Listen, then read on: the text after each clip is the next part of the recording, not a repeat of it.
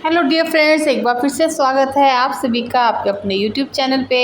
हमारी जो आज की मोटिवेशनल कहानी है वो है रस्सी और हाथी की कहानी। हाथी और रस्सी की कहानी। तो चलिए कहानी शुरू करते हैं। एक दिन एक व्यक्ति सर्कस देखने गया। वहाँ जब वह हाथियों के बाड़े के पास से गुजरा तो एक ऐसा दृश्य देखा कि वह हैरान रह गया। उसने देखा कि कुछ विशालकाय हाथियों को मात्र उनके सामने के पैर में रस्सी बांधकर रखा गया है। उसने सोच रखा था कि हाथियों को अवश्य बड़े पिंजरों में बंद कर रखा जाता होगा या फिर जंजीरों से बांधकर, लेकिन वहाँ का दृश्य तो बिल्कुल उलट था।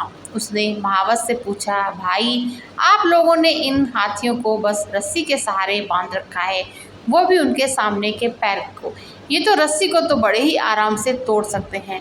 मैं हैरान हूँ कि ये इसे तोड़ क्यों नहीं रहे। महावत ने उसे बताया, ये हाथी जब छोटे थे तब से ही हम उसे इतनी सी मोटी रस्सी से बांधते आ रहे हैं।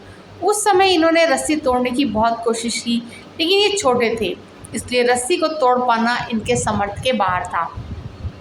वे रस्सी तोड़ नहीं पाए और ये मान लिया कि रस्सी इतनी मजबूत है कि वे उसे तोड़ नहीं सकते। आज भी इनकी वही सोच बरकरार है। इन्हें आज भी लगता है कि ये रस्सी नहीं तोड़ पाएंगे, इसलिए ये प्रयास भी नहीं करते। ये सुनकर वह व्यक्ति बड़ा ही अवाक रह गया। तो फ्रेंड्स, इस कहानी से हमें कुछ सीख भी मिलती है। तो वो सीख ये है कि उन हाथियों के तरह हम भी अपने जीवन में नकारात्मक सोच रूपी रस्सी से बंध जाते हैं। जीवन में किसी काम में प्राप्त हुई असफलता को हम मस्तिष्क में बिठा लेते हैं और यकीन करने लगते हैं कि एक बार किसी काम में असफल होने के बाद उसमें कभी सफलता प्राप्त नहीं होगी।